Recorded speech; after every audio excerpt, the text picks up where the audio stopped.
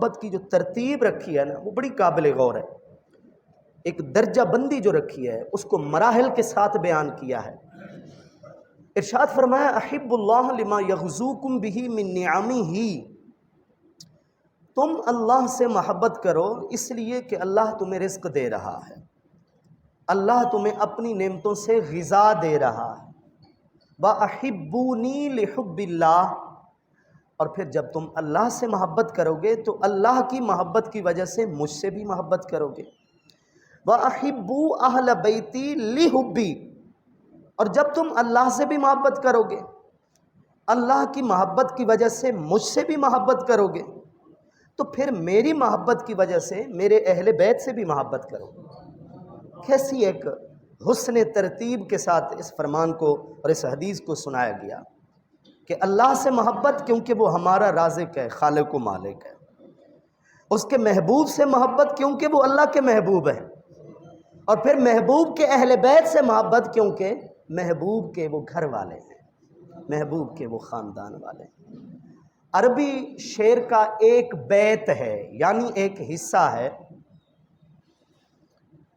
کہ من عین الف عین تکرمو، من عین الف عین تکرمو، ایک آنکھ کی وجہ سے ہزاروں آنکھوں کی عزت کی جاتی ہے. ایک آنکھ کی وجہ سے ہزاروں آنکھوں کی عزت کی جاتی ہے. یعنی جو دوسری آنکھیں معزز ہیں اور محترم ہیں وہ کیوں ہیں؟ ایک آنکھ کے محترم اور معزز ہونے کی وجہ سے. اسے ہم اپنی سریکی زبان میں یوں سمجھتے ہیں اور یوں کہتے ہیں کہ میاں منہ والے دا منہ ہے. کیا دیں سی؟ منہ والے دا منہ. ایک منہ دی وجہ تو کئی منہ کو برداشت کرنا پاؤں، ایک حوالے دی وجہ تو کئی گلاں سننیاں پاؤندیاں. تے اچھا آدھے میاں اگر منہ والے دا منہ نہ ہویا تو وقت کو رد عمل بیا ہویا. تو جیسے ایک نسبت سے کئی نسبتوں کا لحاظ رکھا جاتا ہے، ایک آنکھ کی وجہ سے کئی آنکھوں کی عزت کرنی پڑتی ہے، تو یوں سمجھیں ایک نسبت سے کئی نسبتوں کا بھی پھر احترام کرنا پڑتا ہے. اور وہ نسبت جس نسبت سے ہمیں کئی نسبتوں کا احترام کرنا ہے وہ نسبت نسبت رسول صلی اللہ تعالی علیہ وسلم. ہم اصحاب سے بھی محبت اس لیے کرتے ہیں کہ انہیں آپ علیہ السلام کی نسبت حاصل ہے.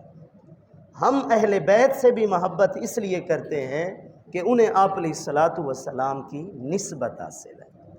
وہ خاندان ہے، وہ گھرانہ ہے، وہ آپ علیہ السلام سے نسبی اور خاندانی تعلق رکھتے ہیں. اب دیکھیے اس نسبت کا احترام خود نسبت والے نے ہمیں کتنا آگاہ کیا ہے کہ اس نسبت کا تمہیں احترام کتنا کرنا ہے. ایک روایت ہے صحیح ابن حبان جو حدیث کی مشہور کتاب ہے، یہ پڑھنے میں حبان لوگ بولتے ہیں، بہرحال کے نیچے کسرہ ہے. صحیح ابن حبان، اس کے اندر بھی یہ حدیث ہے، دیگر کتب احادیث کے اندر بھی یہ حدیث موجود ہے. آپ علیہ السلام کی بارگاہ میں آپ علیہ السلام کے چچا حضرت عباس رضی اللہ تعالیٰ عنہ تشریف لے کر آئے اور پریشان حال دکھائی دیے. تو آپ علیہ السلام نے پوچھا کہ چچا جان آپ کیوں پریشان ہیں؟ تو انہوں نے کہا کہ میں آپ کی بارگاہ میں آ رہا تھا تو قریش کے چند افراد بات چیت کر رہے تھے لیکن مجھے دیکھ کر وہ خاموش ہو گئے. یعنی اس سے محسوس ہوتا تھا کہ یا تو کوئی خلاف بات ہے. بہرحال محبت کے تو خلاف یہ بات تھی، محبت کے خلاف ہی یہ بات تھی کہ انہوں نے حضرت عباس کو دیکھا اور وہ چپ ہو گئے. آپ علیہ السلام نے جب یہ بات سنی حضرت عباس کے منہ سے، آپ علیہ السلام کو اتنا جلال آیا کہ وہ رگ جو دو آنکھوں کے درمیان تھی وہ رگ ابھرنے لگی، پھڑکنے لگی جلال کی وجہ سے، غصے کی وجہ سے. اور اس وقت آپ علیہ السلام نے قسم اٹھا کر فرمایا کہ واللہ لا يدخل قلب امرئ مسلم ایمان حتی یحبکم للہ ولقرابتی. فرمایا اللہ کی قسم کسی بھی آدمی کے دل میں اس وقت تک ایمان داخل ہی نہیں ہو سکتا جب تک وہ آدمی تم سے محبت نہ کرے۔ کس وجہ سے؟ للہ، اللہ کی خاطر، ولی قرابتی، اور میری رشتہ داری کی خاطر۔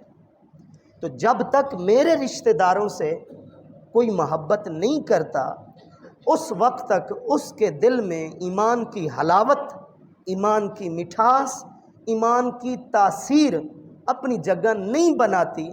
ایمان تب جا کر کامل اور مکمل ہوتا ہے جب آپ علیہ الصلوۃ والسلام کے اہل بیت کی محبت بھی مسلمان کے دل کے اندر ہو۔